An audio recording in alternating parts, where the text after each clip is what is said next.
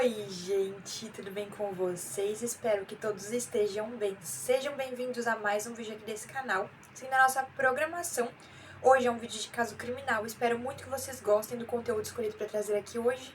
Peço que vocês deixem a curtida de vocês aqui embaixo, que me ajuda bastante na divulgação do canal. Comentem o que acharam do vídeo. Comentem sugestões de vídeo que vocês querem ver por aqui também, que eu vou estar lendo e trazendo o mais breve possível para vocês. Também não esqueçam de se inscrever no canal, que eu tô com a meta de bater 500 inscritos, então toda inscrição ela é muito importante, muito bem-vinda, e eu ficaria muito grata pela ajuda de vocês para bater essa meta. Então é isso, gente, todos os recados já foram dados, agora eu vou rodar a vinheta e a gente começa o vídeo de hoje.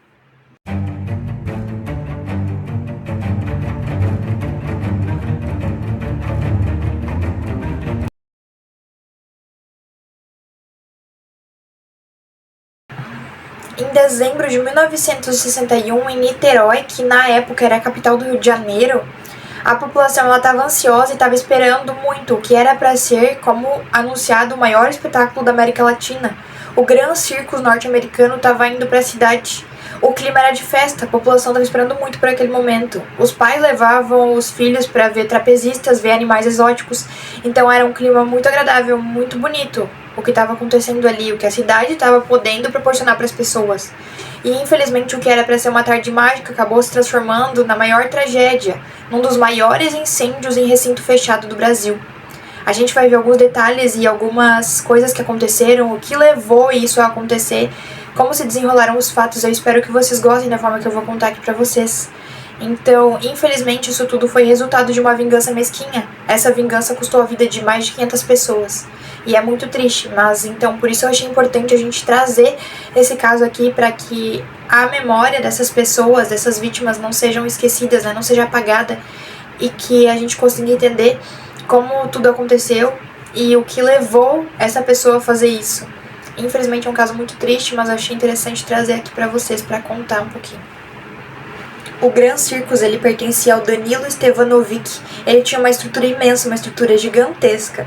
A sua lona era composta por parafina e algodão, porque assim ela seria impermeável. Então esses materiais faziam com que ela não molhasse tão fácil quando chovia, por exemplo, ou algo assim. O que acontece é que no dia 17 de dezembro de 1961, estava sendo a estreia do circo, estava todo mundo muito feliz, muito empolgado, e a população estava muito feliz ali, levando seus filhos, as famílias passeando. E infelizmente, nos bastidores disso tudo, que era para ser um dia bonito, tinha um homem que estava com o seu ódio prestes a explodir, e infelizmente explodiu.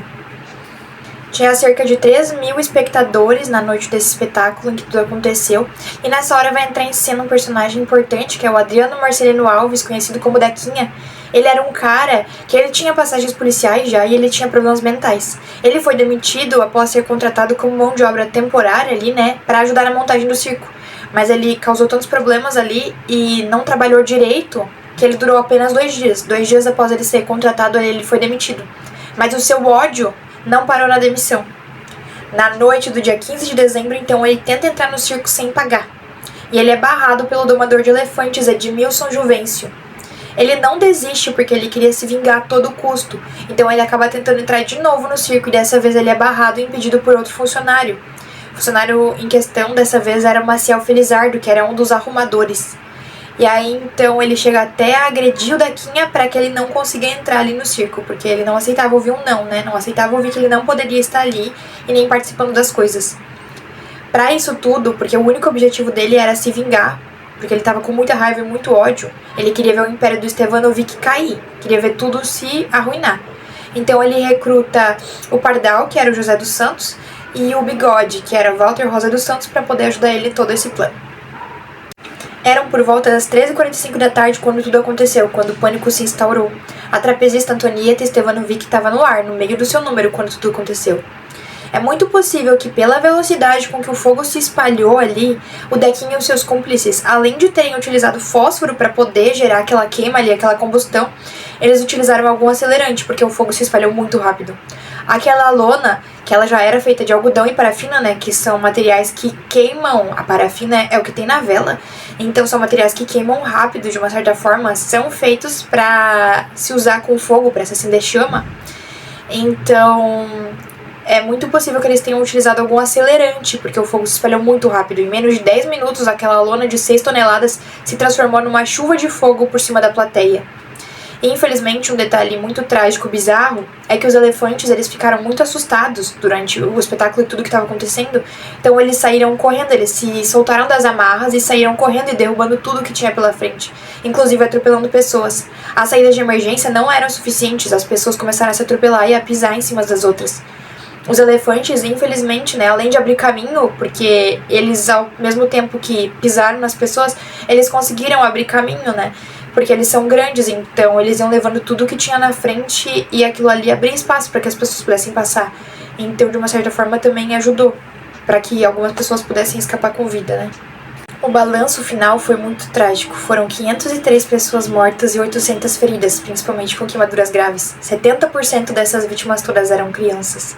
Infelizmente, outro agravante muito complicado que acabou dificultando a situação foi porque o principal hospital ali, ele estava em greve já fazia 20 dias por conta da federalização que eles queriam fazer.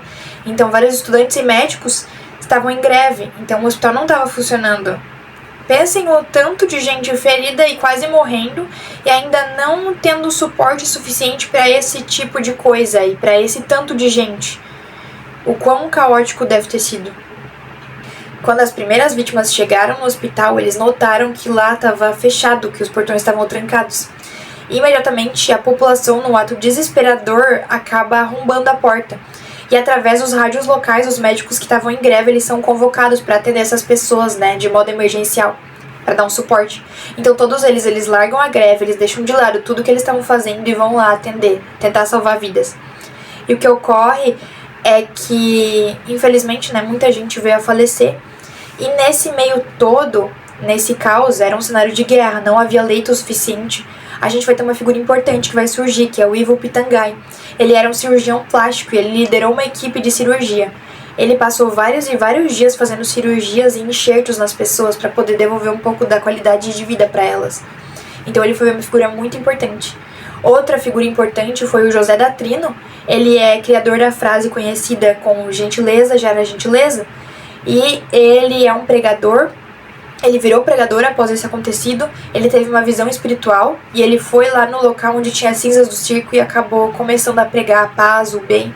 Então a sua história é de transformar a dor em amor, de uma certa forma. Então, em gentileza, ele ficou conhecido como profeta gentileza. Então, ele tirou uma boa lição de um acontecimento horrível. A polícia ela agiu rápido, ele não foi difícil de achar. Ele estava se gabando dos crimes em bares da região. No dia 22 de dezembro, apenas 5 dias depois do incêndio, ele e seus comparsas foram presos. Ele foi condenado a 16 anos de prisão e mais 6 anos de internação em manicômio judiciário. O Pardal foi condenado a 14 anos de pena e o Bigode foi condenado a 15 anos. O destino final dele foi tão violento quanto seu crime. Em 1973, o Dequinha fugiu da prisão, mas foi encontrado morto pouco tempo depois, com vários tiros, em um crime que nunca foi totalmente esclarecido, mas que muitos acreditam ter sido um acerto de contas ou queima de arquivo. Esse incêndio deixou uma marca muito profunda na história do Brasil. Ele forçou a criação de normas muito mais rígidas para a segurança de eventos públicos e para coisas inflamáveis, materiais inflamáveis. Infelizmente, ele nos mostrou que a maldade de poucos pode acabar com a alegria de milhares. Então, gente, esse foi o vídeo. Espero que vocês tenham gostado da forma que eu contei aqui pra vocês. É um caso muito triste. Infelizmente, muitas vidas inocentes pagaram por alguém que não soube lidar com suas próprias emoções.